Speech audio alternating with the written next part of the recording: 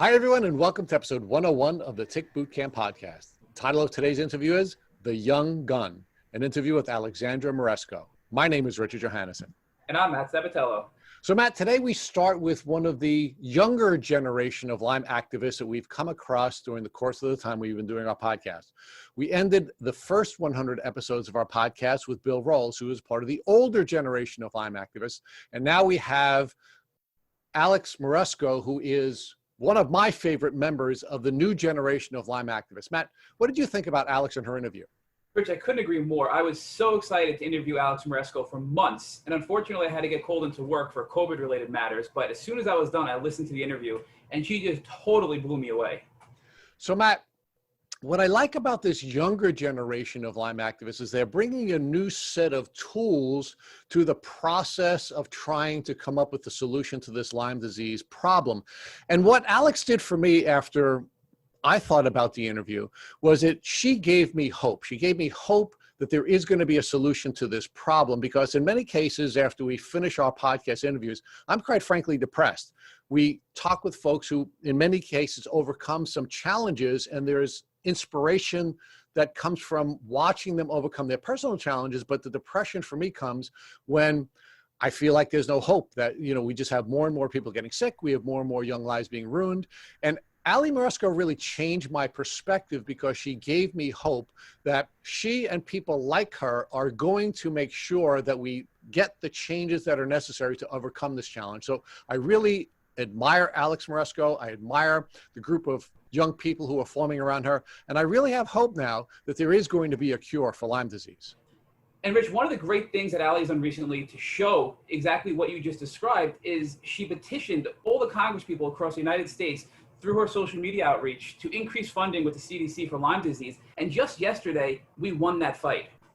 So Matt, let's now cut to the interview with Alex Moresco. Hey, Alex, and welcome to the program. How are you? I'm good. Thank you so much for having me. I'm so excited. Well, we're really excited to have you too. We've already shared with you that we've been stalking you and your great work for a long time. So we're really blessed to have you join us today. And I know the folks who are followers of this podcast are really going to benefit from hearing your story. So thank you for joining us. Oh, thanks for having me. So Alex, can you share with us where you live and where you grew up? Yes. So I live in Chicago, right near like the Lincoln Park area. And I grew up in the suburbs of Chicago in Naperville, but I went to college at DePaul in the city and then fell in love with it and just never left. So during your childhood, what were you pursuing? What kind of goals did you set out for yourself? And why did you go to the college you went to? So I went to a small Catholic high school. I played sports. I played tennis and volleyball, and I did a lot of work for like the food pantry and was very focused on school. So that I was kind of like that nerdy, quiet kid. And I knew going into college that I was kind of a chicken and I would not want to be far away from my parents, because I'm a total homebody. I love my family. We're very, very close. So that's how I chose DePaul in the city. And yeah, it was a great decision. I was a PR and ad major, and they have at some point, I don't know if it still is, it was the #1 communications program in the US for colleges. So I kind of lucked out there. Started out as an accounting major, which was a horrible mistake because I'm terrible at math, and then eventually found my way into like PR and communications. And that's when things kind of clicked for me. So why did you pursue communications? What were your career goals when you decided you were going to pursue this communications path? So I'm kind of a weird story. My freshman year of college, I decided to start a fashion blog. I've always loved fashion and clothes and how you put a whole outfit together. And it was before blogs were really a thing. And to my surprise, it actually gained a following. So in a way, I was already kind of doing my own PR and communications and building a following on the internet. And I had no idea, that PR was really even a thing. And then as I started working with brands and working on these partnerships, I was like, oh, I think I could actually do this as a career. And that's when, I think it was the beginning of my sophomore year of college, I switched my major. So your career found you rather than you finding your career. Yeah, I guess so. That is, that is how it happened. I feel really lucky that it happened that way and things kind of just fell into place. So let's talk about your life between your sophomore year in college and graduation. How was your health and how were your career pursuits going? So, my freshman year, I started this blog and I loved it. I was very, very dedicated to it. And then by my mid sophomore year, I got connected with Nike and they were opening up like a brick and mortar concept for Nike Training Club for their app. So I ended up joining this very small team of women to help open the store. And they were doing a lot of like college demographic research and all of these things. And it was when they were starting like influencer seeding, so sending product to influencers. So I helped build their original list for influencer seeding in Chicago. And it was a really rare experience where I really got to learn from the best. And these women were like really willing to share everything that they knew. And I really credit that with kind of how I got to where I was by the end of college, which was starting my own firm. And then in the middle there, I think it was end of sophomore year, beginning of junior year, I met my husband, who is from Michigan, and his family goes up to northern Michigan. And I went with them at the end. It was either end of my sophomore, end of my junior year. And that's where I got bit by a tick. And, we never found a tick and I got very sick. Yeah. So that was towards the end of college. And by the end of college, I was fading pretty quickly, but still working full time. Then I think it was a little after a year of being out of college and working full time, I was pretty much bedridden. So Alex, let's focus on your professional experiences. So your career finds you, you change your major, and you're now in the thick of working with some of the top women and one of the top companies in the world with Nike. Yeah, absolutely. So you're as a college student, you're on top of the world. You're doing really, really well, and you're learning from some of the best, and you're doing some really, really cool things. And then you start to show the symptoms of your tick disease. Let's outline that timeline for our listeners. Where were you in your career path, and how did the symptoms begin to develop? I had started a fairly successful company. It was called Moresco PR and Content Creation, and it started out, I worked with a lot of like local clients to Chicago, and then eventually built up my roster and worked, with some larger companies.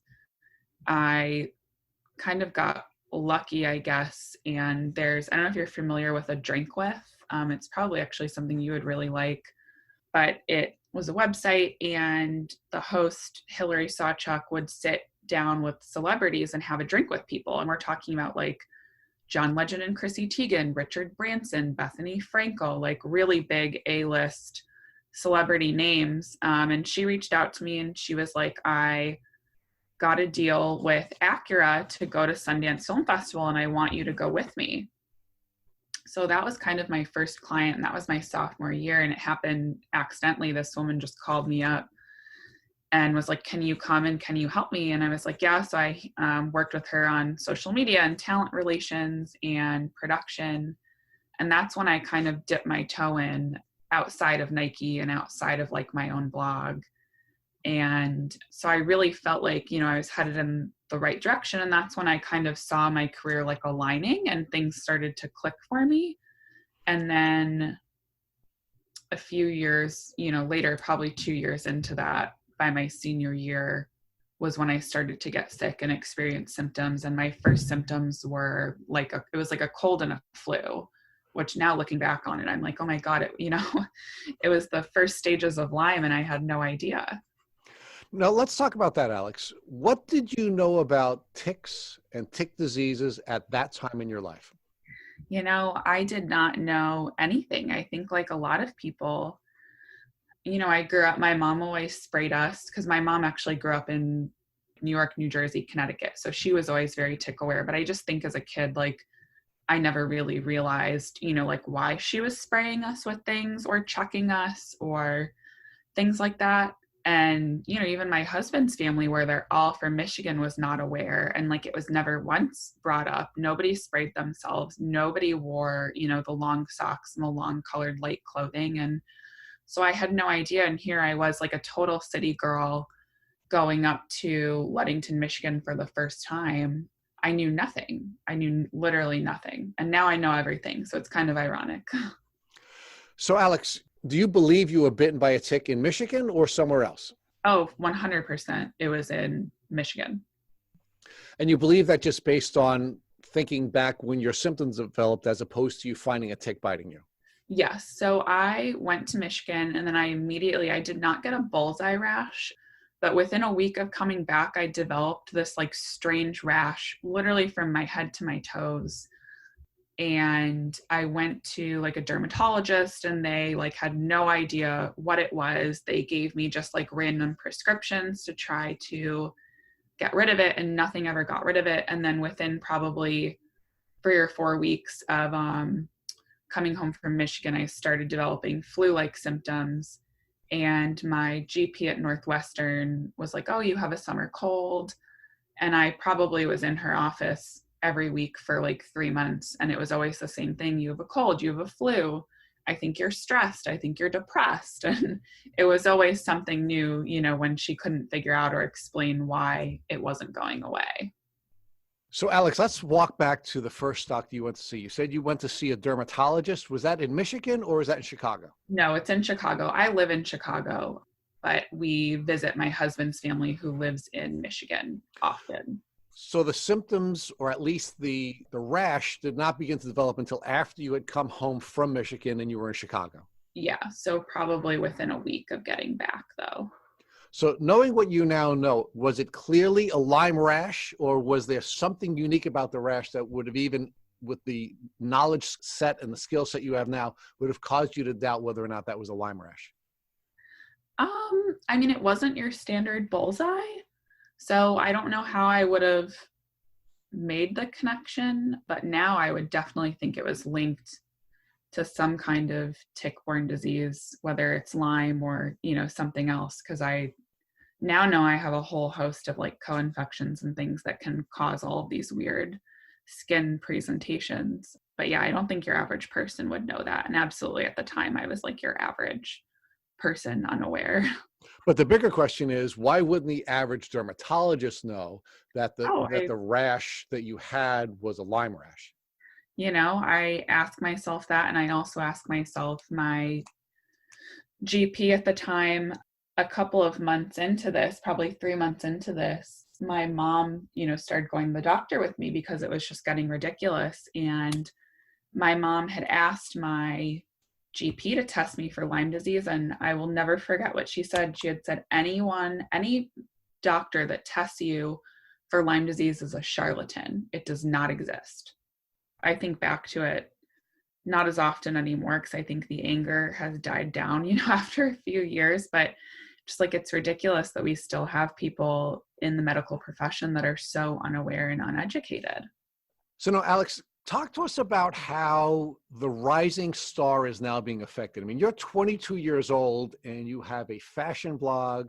You've worked with Nike. You're working with Acura. I mean, your star is just taking off at 22 years old, but now you're getting sick.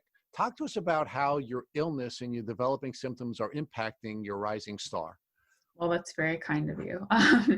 I think, you know, it's funny. I remember thinking to myself at one point, I was like, oh my God, have I just been out of college for this long that like my brain is starting to deteriorate? Like, what is going on? Because my memory was just fading and I would have conversations and not have no recollection. And just, I was like very scattered and disorganized. And I'm typically like a very structured person and I'm an overachiever and I'm very ambitious. And I was just struggling. And I didn't know why, and nobody around me knew why. And it was just very, very frustrating. So I tried to push forward for a long time as if nothing was wrong. And then it wasn't until I like really, really started to lose my memory and I was just so beyond exhausted that I was like, okay, I have to figure this out. And that's just kind of how it went. I mean, it wasn't really like, as far as my career, like it wasn't a choice, if that makes sense. It just, I had to stop. I couldn't keep going. So, Alex, how is this affecting your family? You shared with us earlier that you're from a very close family and you wanted to go to college in close proximity to your family. How are your developing symptoms and the changes in you affecting your family? So I lived on my own all through college. And thankfully, I think it was meant to be my senior year of college. My parents moved into the city, and I, was just getting sicker and sicker. After I finished college, I moved back in with my parents because we just didn't know what was going on. And, I'm thankful that my parents are so understanding and supportive, and they've really been the ones, and my husband, DJ, they've been the ones to really rally around me and get me to where I am now. But I think, illness, it can either drive you further apart or closer together. And I think thankfully in our situation, it brought everyone closer together. We have certainly seen during the almost 100 podcasts that we've done that it's Wow. very important to have a close family and family support if you're going to get through Yeah. this challenge. But unfortunately, what we see in most cases is that we see abandonment a part of this process, that people begin to lose faith in family members, in part because they get sick of them being sick, and in Yeah. part because we have the medical community telling us there's nothing wrong with you. So Yeah. talk to us about how your mom and your dad, I would like to talk about DJ separately. How were your mom and your dad reacting to the doctors essentially telling you there's nothing wrong with you, that maybe you're stressed or depressed? My mom was the one that went through most of this with me. My dad is very busy, and he travels like not right now, but he travels like 5-6 days a week for work. So it was kind of just my mom and I. And my mom went to all my appointments with me, to all of, at one point they thought maybe I had thyroid cancer. So I had my thyroid biopsied twice and all of these things. And one of the specialists, looked at me and said, "You're stressed. This is all in your head. You need to get on antidepressants." And it made my mom so angry. And thankfully, my mom was just always in my corner. And if you ever talk to my mom about this, she's the first one to say, that there's something wrong with your child, just, when their whole demeanor and their whole personality changes. Like, somebody doesn't go from being like driven and ambitious and independent to wanting to be in bed all the time. Like, nobody would choose that path. So I was very lucky that I had my mom really to support me in my corner with this, because you're absolutely right. When you have doctors that are supposed to be our experts looking at you and saying, "Oh, there's nothing wrong with you," I think we just tend to trust what they tell us, and we don't really question things. Then it's not until you're in the thick of something that you're like, "No, this is not right. Something is off here." And I would think, Alex, even a precocious and successful 22-year-old, the way you were at the time that you were going through these challenges, would probably be hesitant to challenge doctors. But you had your mom there with you, and she was, of course, not sick, and she Yes. knew there were changes in you, and she knew that you would never choose any of this. So how was your mom interfacing with your doctors, and what impact was that having on your doctors? So what ended up happening was, I think there was only like one specialist, like a thyroid specialist that we saw twice, who was like blatantly very rude and condescending. And at first, like with my GP, my mom did, back down to her, because you just trust what they tell you. And then by the end of it, 'cause it took me 2 years to get diagnosed, which I know sadly is a short amount of time for most people looking to get a diagnosis. But by the end of it, she just wasn't really putting up with it. And then we'd, go on to the next one. We just never, my mom never gave up. I never gave up. And we just kept trying to figure it out until we found somebody that would listen. So, Alex, how many doctors did you see between the time that you first started showing symptoms that brought you to a doctor and the time that you finally got a diagnosis? Honestly, I can't even give you an exact number, but I literally saw specialists, for everything under the sun, because I was, told, "Oh, you probably have this, you probably have that," so many times. So it was everything from like, lupus to MS to thyroid cancer to non-Hodgkin's lymphoma, to Crohn's. Like it was, every single thing at a different point in time was brought up. And it's funny because it was literally everything but Lyme disease. So it wasn't until the last doctor that was like, I think we should test you for Lyme disease. And we were like, oh, here we are, here we go. So no, Alex, at this time, you're living in Chicago, where there are some of the top hospitals and medical centers in the world. Oh, yeah. Yet you're going to doctor after doctor and you're not getting a diagnosis. Yep. Tell me now, looking back at that, how frustrating that was for you. It was incredibly frustrating. I think, we have Northwestern here, we have Rush, we have Loyola, and I saw doctors at all of them. And the fact that at 3 top hospitals, nobody could figure this out. And nobody was willing to look outside of the box of what they were taught or what they were aware of is very disappointing. I think just in general of our medical field. And I know that's not just specific to Chicago, but looking back on it, I think the most frustrating, disappointing thing is that they just want to fit you in the box. They want to fit your symptoms in the box. And if there's anything outside of something they're not aware of, it just, in their heads, it means it's not true, or you're making it up, or, it's mental illness. And in reality, that's not true. There's tons of things that go on with the body and that go wrong with the body. And just because it's something that they're not aware of doesn't make it false. And that, was very disappointing. Now, Alex, I'm going to ask you the charge question that keeps coming up, so I have to keep asking it. Do you believe that your gender played a role in the medical community's failure to diagnose you? I think that unfortunately, women in pain are not, and the same thing goes for men, right? We've all probably experienced it in relation to getting this diagnosis, the specific tick-borne illness diagnosis, because it is so controversial, even though it should not be. I think women's pain is not taken as seriously. I think we are seen as being, dramatic and sensitive and emotional.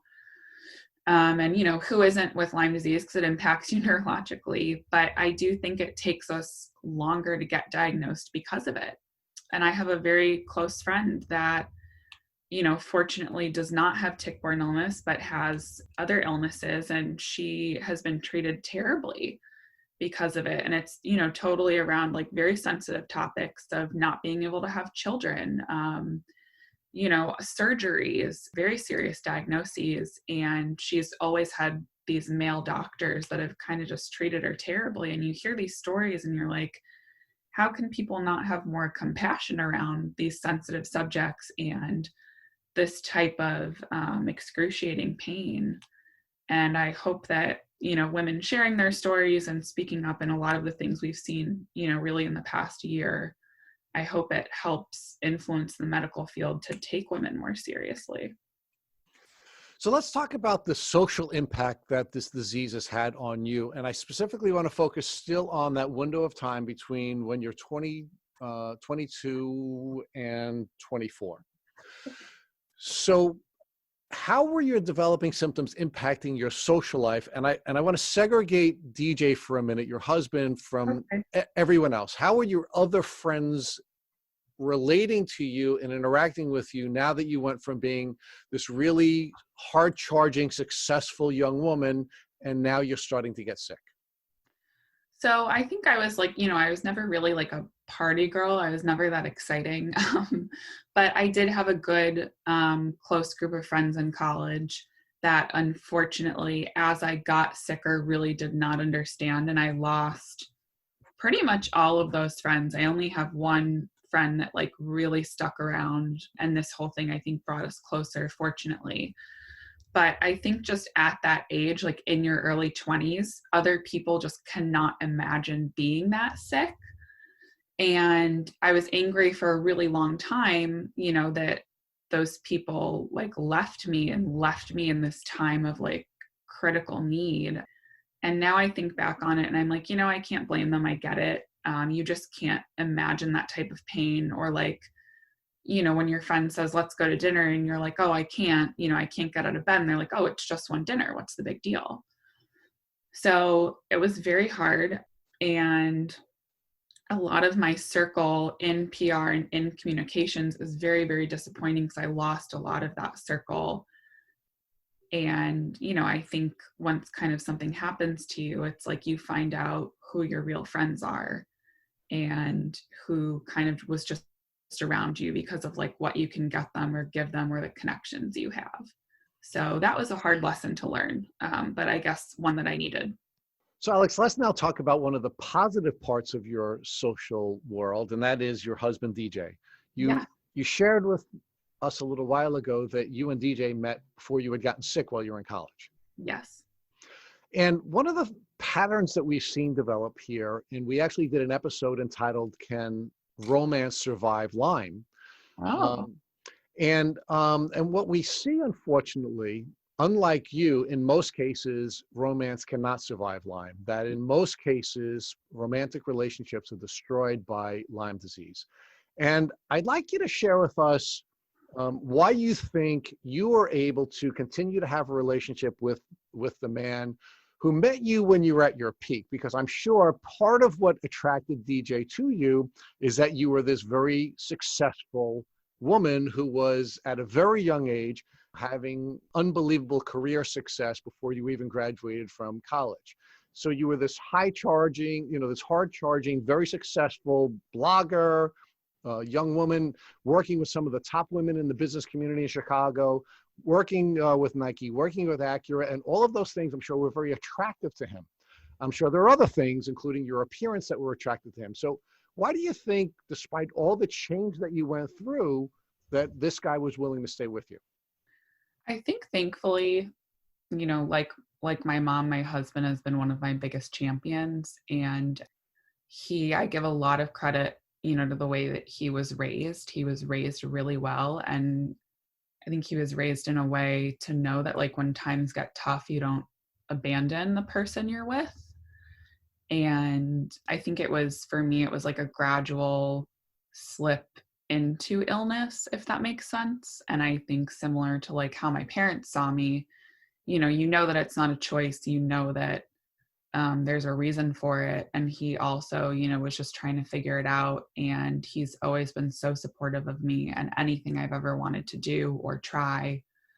And yeah, it was a very strange like turn of events when I had to stop working, because one of the reasons that I love my husband and admire him is because he is just as ambitious, as I was. And I think, I still am, just in a different way. Together, we were very passionate, about our separate careers and shared a lot of similar values. And then when that changes, it is a strange thing and a strange dynamic. But I think thankfully for me, and I know we'll get into this, so I won't talk about it too much now, I kind of shifted my focus right away to fundraising.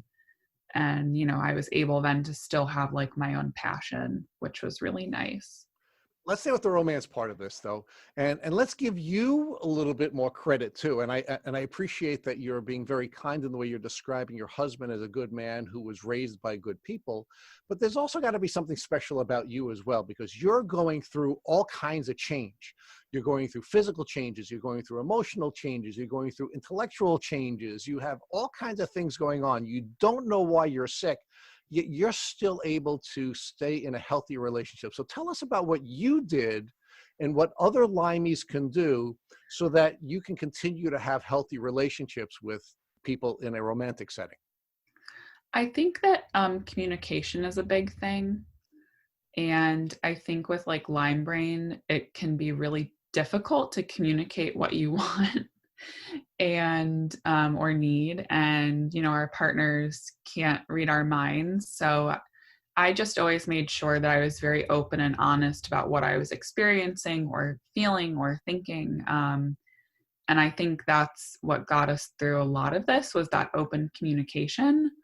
And we still tried, to enjoy each other's company, and that absolutely changed. We couldn't really go out anymore, go, to cocktail bars or whatever. But we just started doing other things and playing board games and watching movies and working on projects and doing puzzles and things that were very low effort, but still just enjoyable, where we could just spend time together and still make time to enjoy, just the two of us in a way that typically we would, by going out on like date night on Friday, or whatever that looks like. So we absolutely, we both had to adapt and change our lifestyles, but it was a change, that we were willing to make for each other to get through the beginning stages of me getting sick.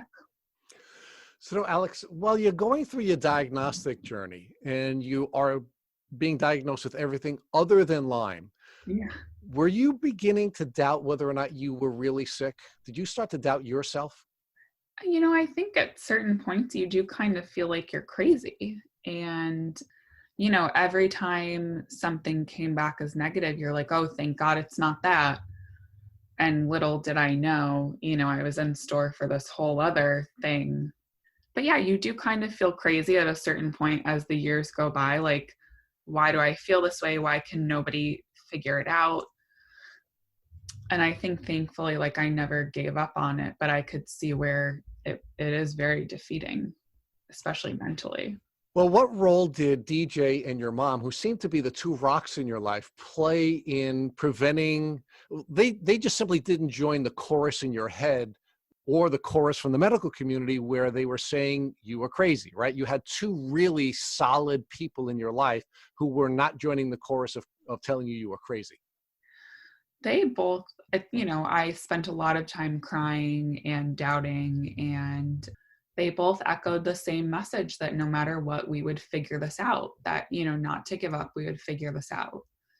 So that was, their sentiment to me frequently. And I think that's a big part of what kept me going to eventually, find my diagnosis. So now let's talk about the diagnosis. When and where did you finally get a Lyme disease diagnosis? So I was kind of desperate by the time I got it to figure out what was wrong with me. So I actually, this goes way back, when I was little, like very little, I used to get reoccurring mycoplasma pneumonia, and nothing was helping. And my mom found a couple actually that worked at Rush University, and they were doing Chinese medicine in conjunction with Western medicine. And they're the ones actually through Western medicine and acupuncture that actually helped me heal when I was little. So I was like, I'm going to see if I can find these doctors. And I tracked one of them down, and Dr. Dumont, and he was at the Raby Institute within Northwestern, which is, who would have thought Northwestern has like an integrative medicine practice, but they do. And he was not accepting new patients. And I like found his email, and I blindly sent him this email and was like, I don't know if you'll remember me, but you helped me when I was little, and this is what I'm going through. And will you please see me? And like literally days later, he got me in, and he started testing me for things. And he put me on like homeopathic supplements to try to just start treating some of the individual symptoms. Then eventually he was like, I think we should test you for Lyme disease. And it had just so happened that exactly a year earlier, he had seen his first ever case of Lyme, and a woman presenting with the exact same symptoms. And that's how he thought to test me. And he tested me just with what he knew, which was a Western blot. And thankfully he knew enough that my test did not come back positive, but I had a bunch of different bars come back. And he was like, I really still think we need to explore this. And he referred me to a specialist, Dr. Moresco at Fox Valley Wellness in Wisconsin. And he is actually the one that, did all of the Igenix blood work and all of this other stuff to confirm it. And he's the one that actually eventually diagnosed me. But it was Dr. Dumont at the Raby Institute that finally put it together that it was Lyme disease. So now, Alex, let's talk about testing and the challenges associated with testing. Now, looking back, how blessed do you feel that you had a doctor who was willing to first give you a Lyme disease test And then secondly, look past the CDC standards and recommend that you see another doctor so that you could get a more comprehensive battery of tests to give you a diagnosis. Oh my gosh, I feel so blessed and so lucky. One of my angels, or all of them, were absolutely looking out for me with that. And because just the fact that, it didn't come back positive and he didn't just write it off as, another failed test is like a miracle in my eyes at this point. So I feel very, very lucky that that happened, because I know sadly it's not often that medical professionals that aren't familiar with Lyme even know that testing is 55% inaccurate. And I think that that's a stat from the Global Lyme Alliance website. I'm not sure if it's been updated since, but that's a major problem with this, is that we need accurate testing, or people end up like me and go years and years undiagnosed, misdiagnosed, and then it really changed my whole life and changed my trajectory, that one doctor knew that testing wasn't accurate, or who knows where I would be at this point. So Alex, let's now talk about what's happening with your career path at this time. You're going through your diagnostic journey, you're sick, and you're not able to continue to pursue the career path that you were on in college. What are you starting to do now that you're going through this diagnostic journey and finally getting your diagnosis? At this point, I really was not working at all. And I think a lot of us, and it goes back to, why you and Matt started the podcast as well. Once you start researching what it means to get a Lyme diagnosis, and you learn that, insurance will not cover treatment and all of these things, you just feel this need to do something. So at this point, I was not working at all. And I was like, oh my God, I have to do something about this for other people. And that's how I ended up getting in touch with Global Lyme Alliance. And I narrowed all of my efforts to fundraising and trying to build a community here in the Midwest, because no one was doing anything. And we all know that when you have something like Lyme, you really need support. So career-wise, it was non-existent. I think my outlook and where I wanted to put my energy had just drastically shifted. And the talents that found you when you were in college were now taking you to another place. It's almost like, regardless of what you want to do, Alex, your public relations and communication talents are going to take you to one place or another. Yeah, absolutely. And I feel like everything was kind of not necessarily meant to be, because I wouldn't say that tick-borne illness is meant to be for anyone, but the skill set that I had was meant to be, to be able to flip that and apply that to fundraising and helping others. I don't think I could have done it without the skill set that I had in PR and events and like digital media. So I was lucky that, I kind of already knew that stuff. So now you have a diagnosis. What is your plan? What is your healing plan now that you have your diagnosis? So my original healing plan, I worked with a doctor under Dr. Moresco at Fox Valley Wellness, and he was a mostly holistic practitioner, which absolutely, works for some people. That's what's so hard with Lyme, is that what works for you might not work for me, right?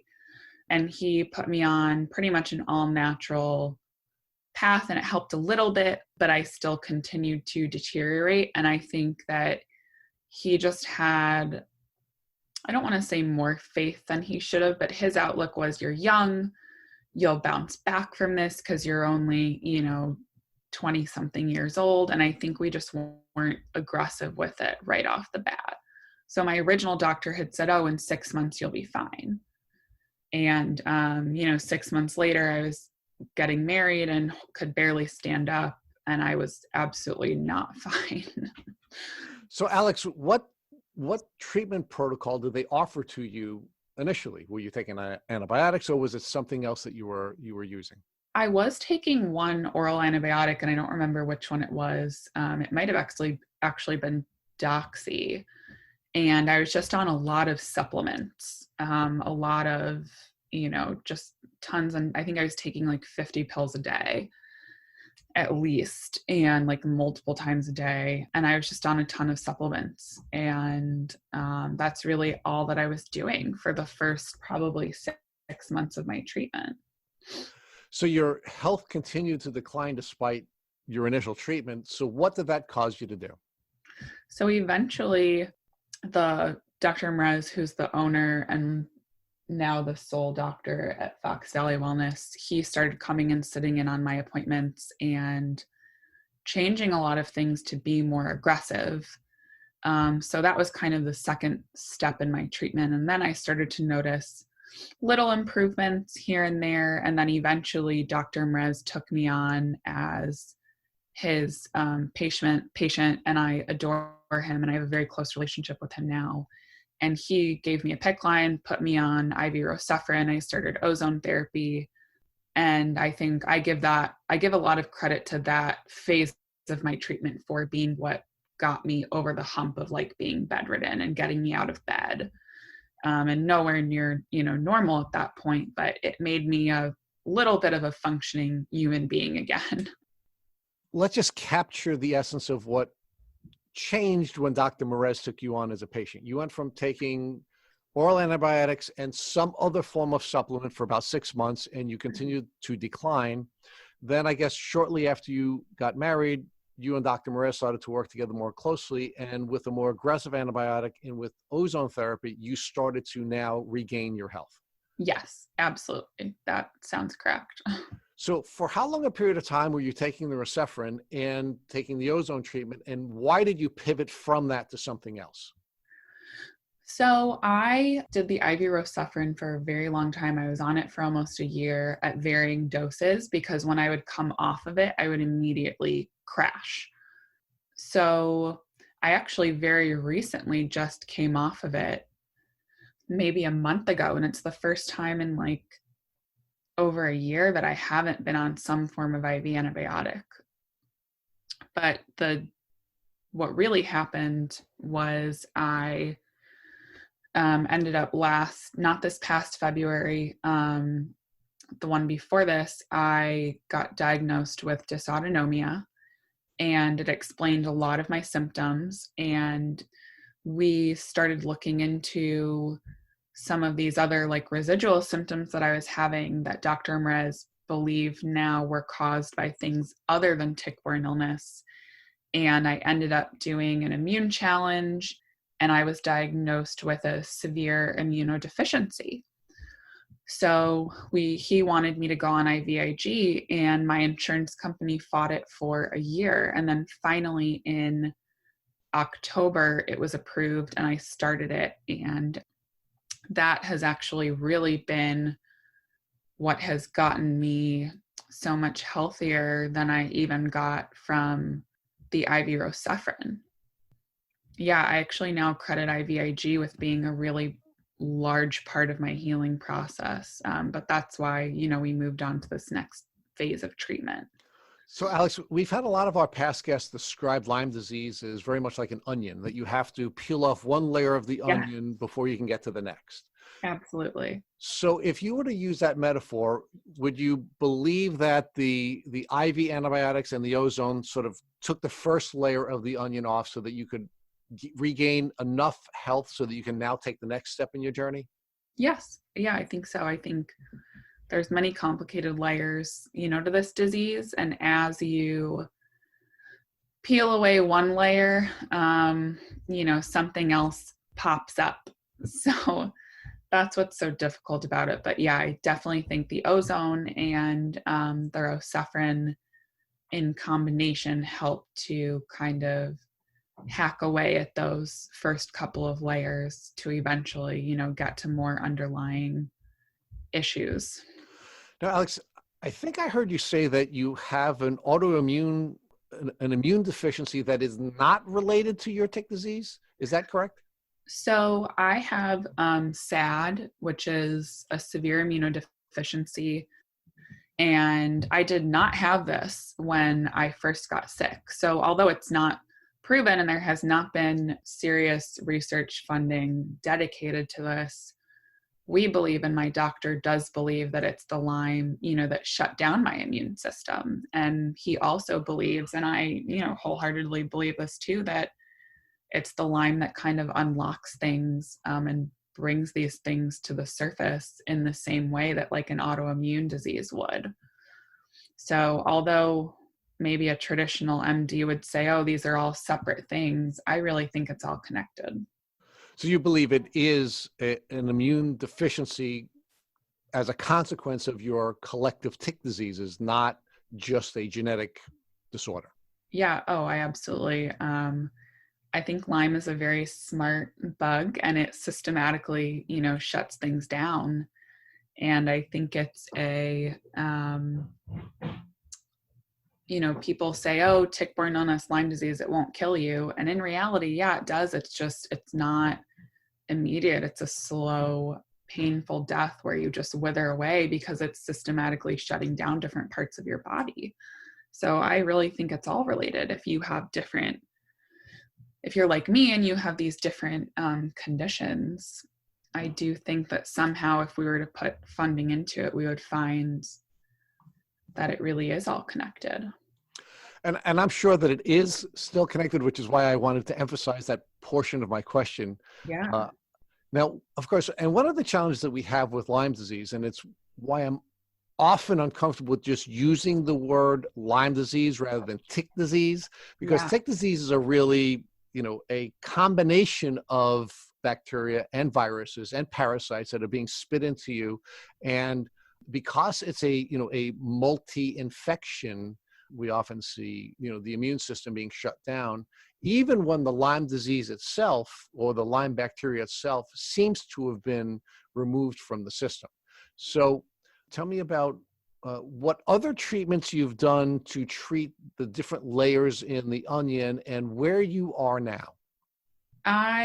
Like I kind of was saying, and I know, we've already kind of talked about this off of here, but I've tried it all, as I think a lot of us have. And I think different treatments have been very useful to me at certain parts, of my journey, depending on, what I was battling. And you're absolutely right. I think it's doing it. It's not doing the disease justice to just call it Lyme disease, because we often get all these other things. So, I also have Babesia, Bartonella, Ehrlichia, and you have to kind of systematically treat all of these as they pop up. So, I've also done anti-malarials, I've done Plaquenil, I've done Mepron for those, which was brutal. There's a lot of vomiting during the anti-malarial phases of treatment. And then, I on and off have done Thorosufrin and the ozone and like Myers cocktails and a lot of supplemental IV therapy.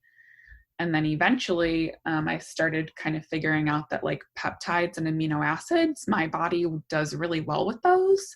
So I actually do daily amino acid drips, which has been a big thing for me. And I do hydration therapy with mostly saline for my dysautonomia. And I'll do that just as needed. So typically 2 to 3 times a week. And that helps a lot with my POTS and dysautonomia symptoms. And, I'm currently on IVIG, and that has been a game changer just for everything. So yeah, I would say like, if one thing doesn't work for you, try something else and don't be discouraged, because eventually you do find like the right cocktail of things for your body and your symptoms. So Alex, talk to us about the game changers. For you, it sounds like there were 2 game changers. It was the IV antibiotics with the ozone and then the IVIG. Are they the 2 major treatment protocols that got you to the point where you are today? Yes. So I think the first piece of it was the IV antibiotic and the ozone. And then I think the second piece of it was IVIG. I think IVIG in general, it just lifts up your body and it supports, every function of your system. And the first probably like 6 weeks of it were brutal. It is, and I'm somebody with tick-borne illness, and I'm saying that it's exhaustion like you've never felt exhaustion. It's bad. and it gives you pretty terrible histamine reactions. So you do have to be very careful with the dosage. So you're not, triggering like MCAS. So I started on a very low dose of it and have slowly been working my way up. But overall, I've seen my energy increase. I have seen my neurological problems decrease. I've seen my brain function and my mental function increase. And those are things, I haven't seen in all of my years of treatment thus far. And then I would say the second piece of that is kind of supplementing that with peptide therapy. And I personally do thymosin alpha-1 injections, and I did it 30 days for every day. And then my doctor took me down to just doing it twice a week. And pretty immediately after starting those injections, we saw my T cell count go up and my white blood cell count go up. So I do think the two of those therapies in conjunction with each other have been very, very helpful, have been truly game changers. Alex, let's talk about the battle you had to go through in order to be able to start the IVIG. Yeah. You shared with me a little bit earlier that you had to battle with your insurance company for about a year before you were able to get this protocol approved. Can you share with us what that battle was like and what impact it had on you and your family? It was absolutely brutal. It was probably one of the toughest things that I've gone through, because it's just so depressing getting denial after denial. And so I want to make this clear to people that I did not get IVIG approved for tick-borne illness. It was approved for my immunodeficiency. So because IVIG and sub-Q IG, any form of IgG therapy, is so incredibly expensive, it really can only be approved for immunodeficiencies. So it was about a year of battling with our insurance company for it, and just getting all these denials saying that it was, quote, experimental treatment. And it was not until my doctor was like, oh, let's do an immune challenge. And that, if those of you listening don't know what that is, you take the pneumococcal pneumonia vaccine and then you wait. So you do blood work before you get the vaccine, and then you do it, it's like 4 or 6 weeks after you get the vaccine, to see what kind of response your immune system mounts. And a normal reaction, it's on a scale of 0 to 10, and a normal one, it's between 8 and 10. My immune system did not even amount to a 1%. So we found out that I was severely immunocompromised, and we reapplied. Actually, this was the last time we were going to reapply for the IVIG before I was going to go see a doctor in New York to try to start this process all over. And it was the applying with the blood work from the immune challenge and getting the diagnosis of an immunodeficiency that finally got me approved. Because I have people all the time, every other day, that send me messages on Instagram, and they're like, how did you get it approved for Lyme disease? And I'm like, it was not for Lyme disease. This is what you have to do. And if you don't do this, you're not going to get it approved. And it's sad. It's a sad reality, but it's how the insurance system works, and it's brutal. It was a solid year of the denials, and I'm still on my parents' insurance. My dad co-bred me so that we didn't have to reapply them through my husband's insurance when I turned 26. But it was a year of my dad every day on the phone with our insurance company, just fighting with them about this, because they just let you get sicker and sicker and sicker. And it's a disgrace. We don't practice preventative care in this country. We practice reactive care. And I really do, after this whole experience, just think that you are just a dollar amount to them. And it's a sad reality. But yeah, it's depressing and it's very saddening. But if you're going through a battle like that, do not give up, because eventually something will get it approved. It's just finding out what the right thing is. But Alex, I have to make another observation. That is, part of the reason why you've had success with this is, again, your very strong support system, right? You have your mom, you have your dad, you have your husband, and Yeah. now we have your dad now surfacing as the guy who's in there battling with the insurance company every single day, even though you probably didn't have the, you know, the energy to do that on your own. No, absolutely not. Yeah, I was very lucky that my dad stepped up and took that on, because I know, it was a lot for him emotionally, and just, with all the other stuff, that we as individuals have going on, the fact that he stepped up and took care of that, I don't think we would have gotten it approved any other way. Yeah, I feel very lucky and very blessed to have the support system that I have. It's been a big, very large piece to my healing journey. So, Alex, let's talk about the risks of the IVIG protocol. You shared with us earlier that you had to be really careful because of the histamine response and the impact that could have. Could you share with our listeners what those risks are and how you evaluated the risks when deciding to go forward with this protocol? So I think thankfully, and I will be honest with you, I'm not fully educated on the risks, because I am the type of person where once I get something in my head, I convince myself that it's happening.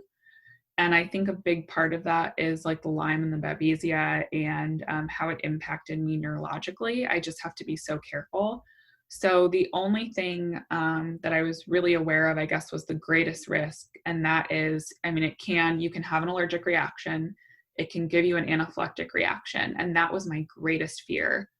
And that's why I actually take a lot of Benadryl before and after, because it does cause me, I don't know if you would say moderate histamine reactions. I run a low-grade fever, I get hives, and the injection site swells up. And that's why my doctor actually, probably 12 weeks into the treatment, he did all of the blood work for histamine reactions and MCAS, just to make sure that that was not happening for me.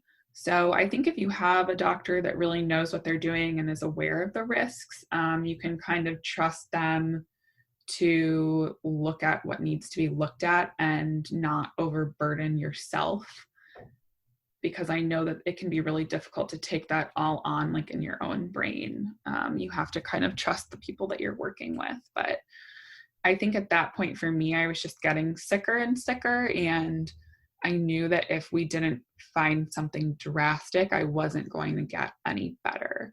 So I was like totally on board, with doing IVIG. And I talked to a lot of people in the community, in the Lyme community, about how IVIG had helped them. And that for me was a big thing, and a very positive thing was hearing about how it helped other people. And I think that's ultimately how I really decided to move forward with it. So let's talk about the impact it's now had. Share with us where you were before you started the IVIG therapy and where you are now. When I started, I was still not doing great. I was still on IV antibiotics. I was still extremely low energy, and my neurological function was not great. And now I think this past week I had my 19th IVIG treatment. I go weekly. And now I have more energy. My pain has gone down. My neurological function has gone up.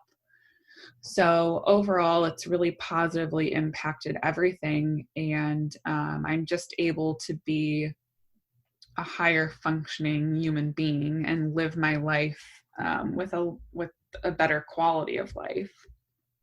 I will, in theory, do IVIG for about a year to a year and a half, but who really knows? I'll do it, as long as I have to. I'm happy to keep doing it. So we'll see where it goes.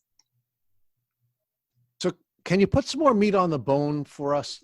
Share with us what kinds of things you couldn't do before you started the IVIG and the kinds of things you are able to do now that you're doing the IVIG.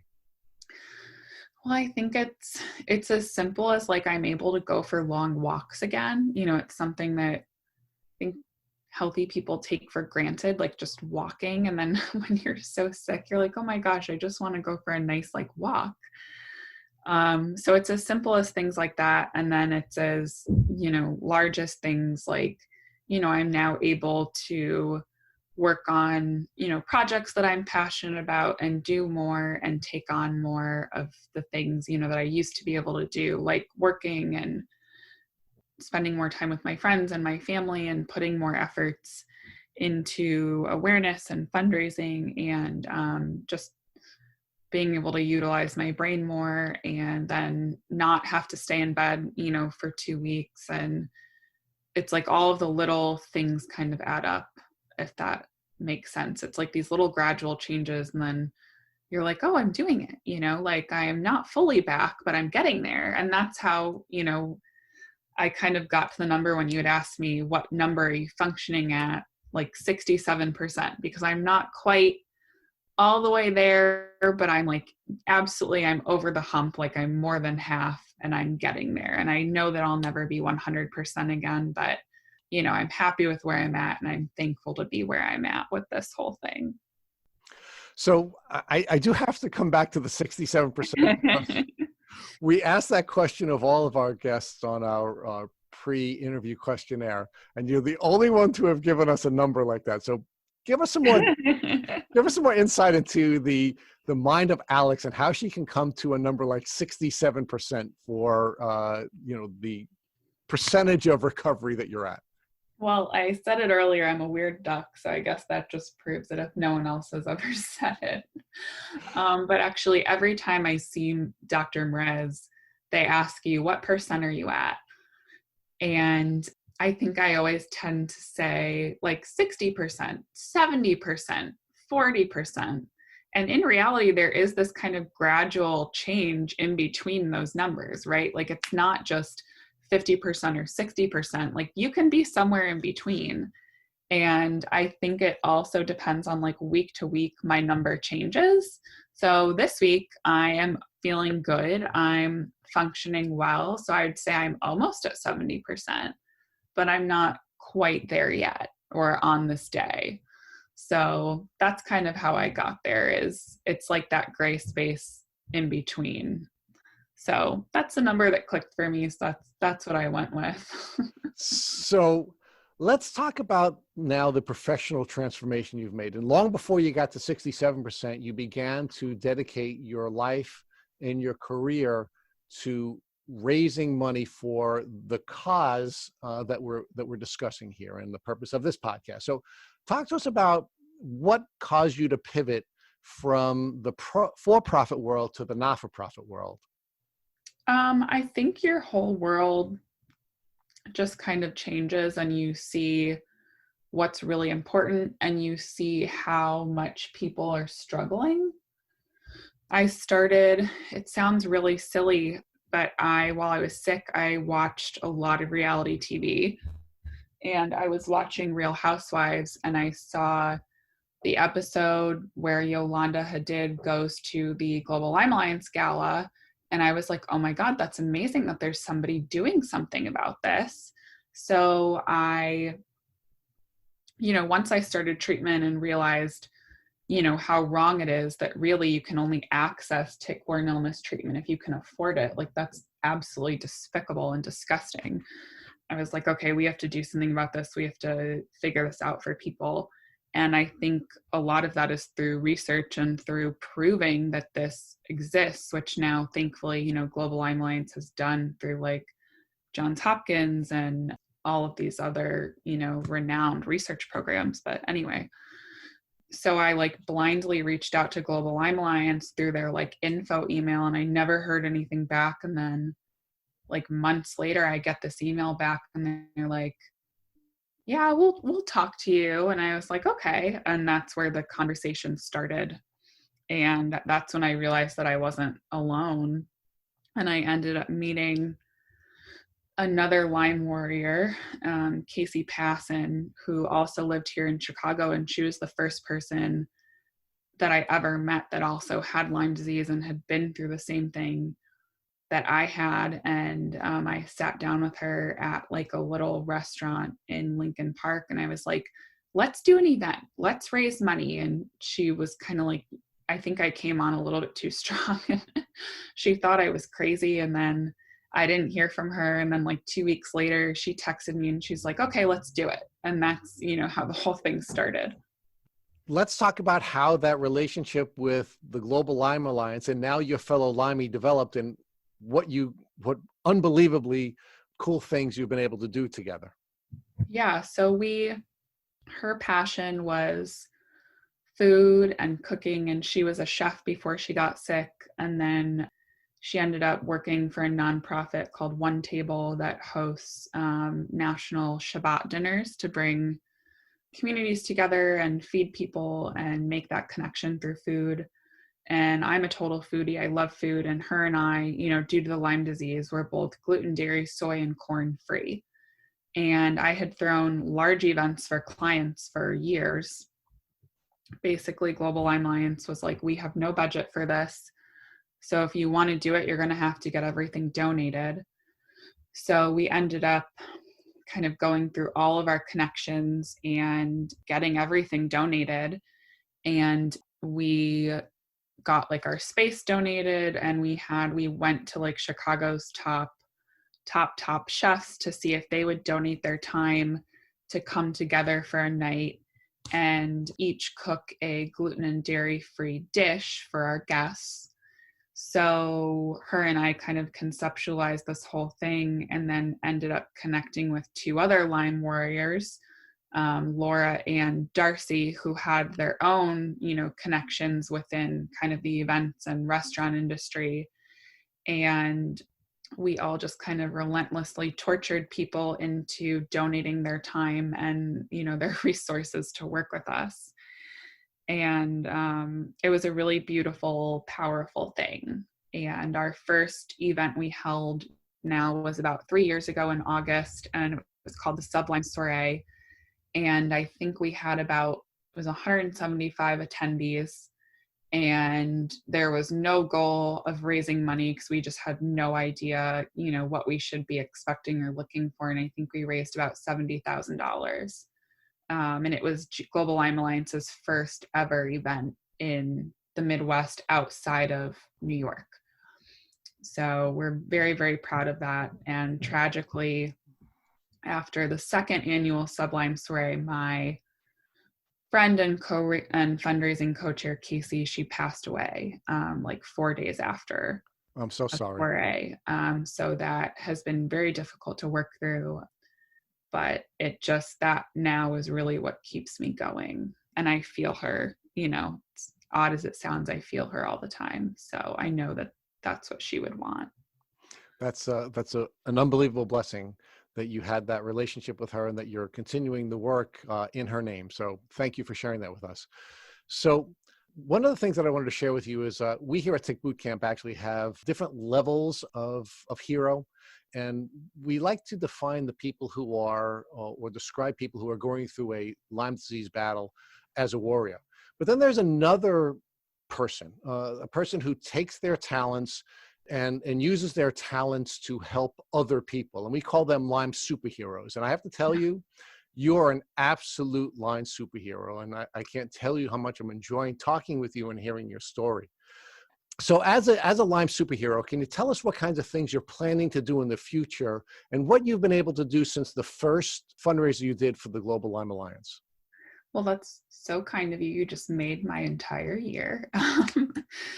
So since that first event, I've dedicated most of my usable brain power and energy into fundraising, and it's challenging in the Midwest because we don't have the same kind of nonprofit community that New York has. So it's difficult to raise millions and millions of dollars, but we do what we can. So this past year we hosted our third annual Sublime Soiree in honor of Casey. And so in total, we raised about a little over $100,000. But what was really beautiful about that night that I would like to point out is that Global Lyme Alliance allowed us to host a paddle raise where all of the money went direct to research to assist in funding a study in Casey's honor about the connection with Lyme disease and the brain and how it impacts the brain. And in, I think it was 4 minutes, we raised $35,000, all in Casey's name that would go to a research study. So that was a really beautiful thing. And That is awesome.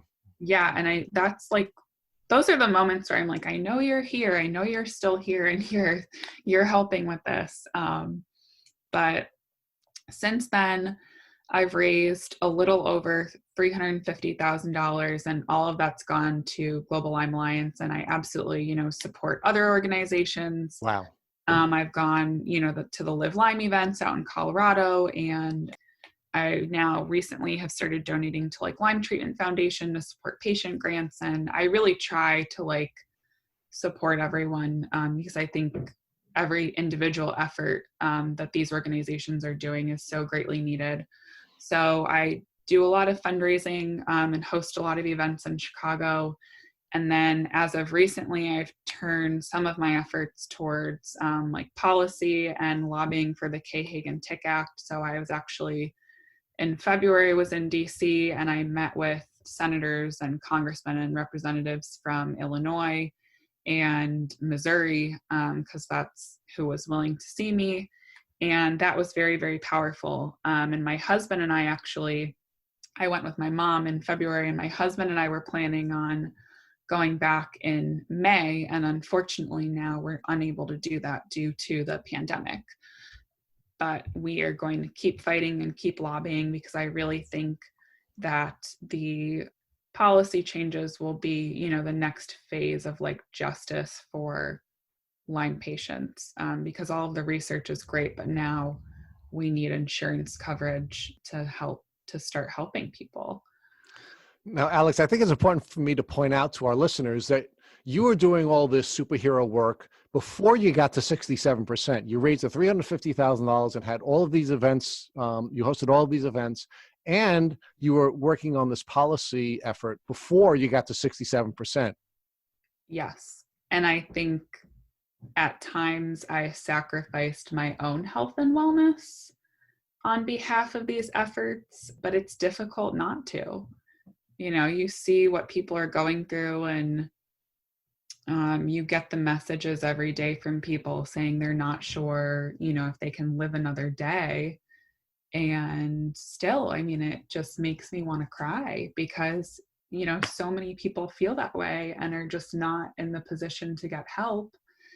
And that's what we need to change. And that's why I'm happy, at times to put my own healing on hold to try to make a difference. So I'm not saying anyone else should do that. Do not sacrifice your own health on behalf of others. But, we've got to be fiery and passionate about it. And as I get better, I'm just going to keep fighting this harder and harder. So that's why I'm dedicated to getting healthier, even beyond 67%, because then we're all in trouble. I think we're all in trouble already, Alex, but let's talk about some of the other things you're doing, because it's not just the fundraising that you're doing. You also have a beautiful Instagram where you're sharing some powerful information, and you also had a podcast. So let's talk about each one of those separately, because I do want to share with our listeners that I really loved your podcast, and that's one of the reasons why we were so excited to have you on here, because we knew you were going to be a really powerful guest. But let's focus on your Instagram first, and what inspired you to start the Instagram that you started, and how is that impacting people in the Lyme community? So I originally started my Instagram for my fashion blog, and that's where I originally grew my following. And it's been interesting because I've lost a lot of followers from that time in my life, but I've gained a lot of followers from the chronic illness community. And, my whole goal on Instagram is just to bring awareness to things that maybe aren't talked about as openly, like mental health and chronic illness, and just the stuff that we go through in our day-to-day life that's not like beautiful. I think Instagram tends to be incredibly curated, and it's everyone's quote unquote highlight reel, and that's not real life, and it makes you feel like crap when you go on some people's Instagrams and you see this perfect, beautiful, curated life. And in reality, excuse my language, but everyone has their own shit that they're dealing with. So that's kind of what inspired me to start putting myself out there more on Instagram and trying to bring resources to people, and help them feel like they're not alone and build this like this sense of community. And then eventually I started the In the Limelight podcast, which I used to do very regularly. And my whole goal was just to make information around chronic illness digestible for people, because you read like these research studies and some of these blogs, and it's very confusing, and it takes a lot of brain power to digest it and understand it. And as you know, like living with Lyme brain, it can be very difficult. So I just wanted to break things down into layman's terms. And unfortunately, I do not host the podcast as regularly as I should. But my husband actually last night was like, you should start it again during the quarantine. And I was like, okay, you're right. I'll pick it back up. So, I just try to do things to help people and bring joy to people's lives. And, I've been lucky enough to build a really strong community online, and I'm just going to keep trying to do that. Well, I want to join your husband in his urging you to take up your podcast again, because it was really, really good. And, again, we're blessed to have you on our podcast, and you're blessing all of our listeners, but I think you could bless people on a more regular basis if you found the time and energy to restart your podcast, because it really was great. Thank you. I'm going to try, but we're lucky to have Tick Boot Camp. So I'm so happy that since, I got sick, all of these amazing resources have popped up. I think it's been a really powerful thing for our entire community. So Alex, tell us what your future goals are now that you've gone through this unbelievably beautiful transformation. And by the way, I have to take issue with your argument that your Instagram isn't beautiful. It's absolutely beautiful. But moving forward, now that you have all this energy and again, I don't know how anyone can compete with you even at 67%, but let's not focus on that number too much, even though it's making me laugh. What does the future hold, and how can we all help you to achieve these unbelievably powerful goals that you're setting for yourself? I think that a big thing for me is, I know I already said it, as I keep getting better, I just want to help more and more people, and really be a champion for this illness and for people suffering with this illness. And I will make sure that we see a change in our lifetime for people living with tick-borne disease.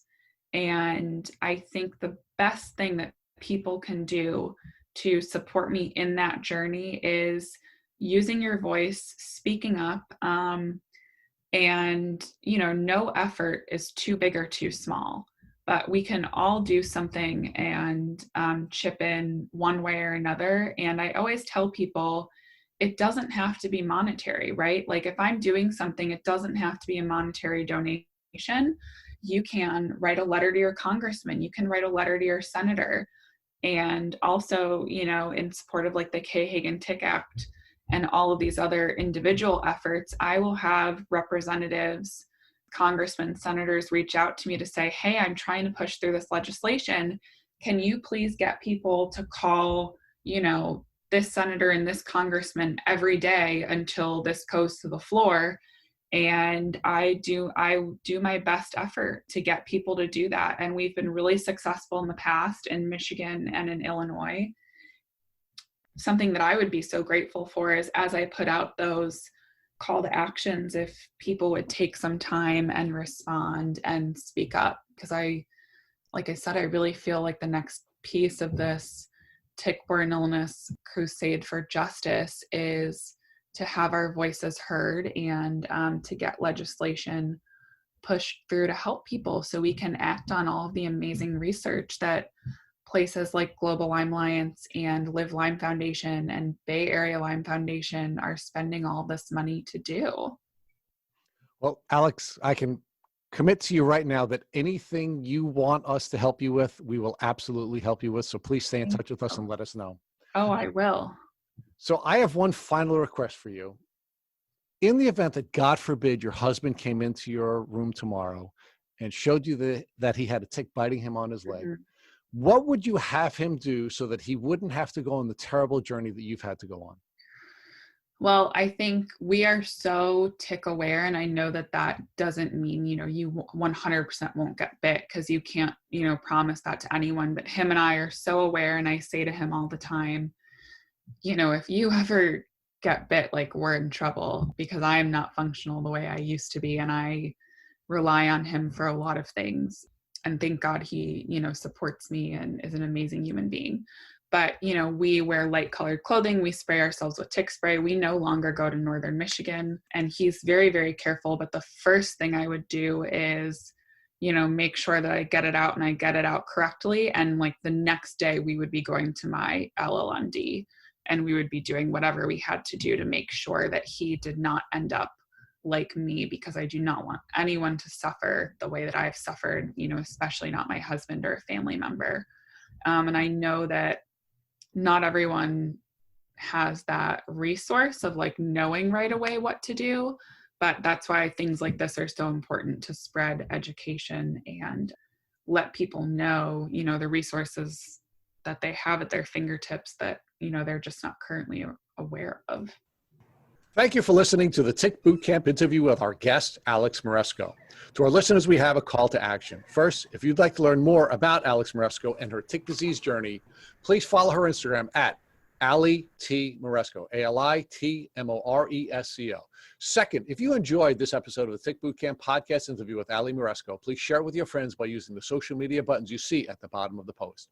Third, we here at Tick Bootcamp have created a Tick by Blueprint, which has been inspired by the information that has been provided to us by past podcast guests.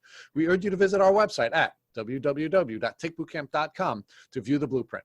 Please note, we would appreciate any input or improvements you would like to share. Fourth, don't forget to subscribe to this podcast on iTunes, Google Play Music, or Spotify to get your automatic episode updates of our Tick Bootcamp podcast.